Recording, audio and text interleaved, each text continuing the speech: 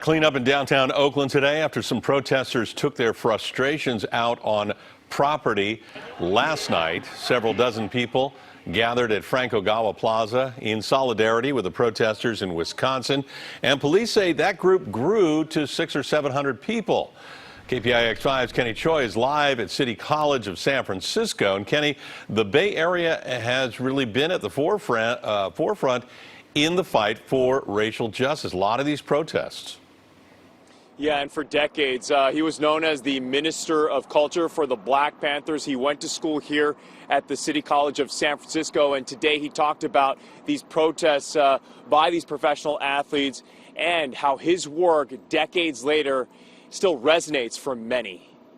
Heading back into the locker room. Pro athletes, including NBA players, abruptly walked out of games in a strike protesting racial injustice. They know the conditions, the situations in this country and what's going on. They know. More than 50 years ago, Emory Douglas used his artwork to paint a picture of what was happening in pamphlets, posters, and the Black Panther newspaper. It was the Van Gogh of the day, and it highlighted for us the beauty of who we were at a time when we were still struggling to be recognized. The primary focus when the organization initially started, the intensity of the police murders and brutalization that was taking place, the same as it is today.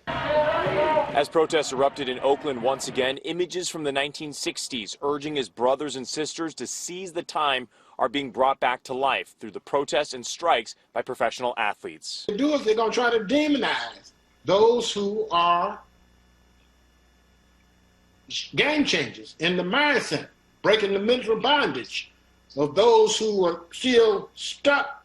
They didn't cross over into the mainstream of art until I'm Black and I'm Proud became a reality and an institution some maybe 10, 15, 20 years later. People want the distraction from shelter in place in COVID. So to be able to bring that message into the living rooms of millions of Americans, that is a powerful statement on behalf of the athletes.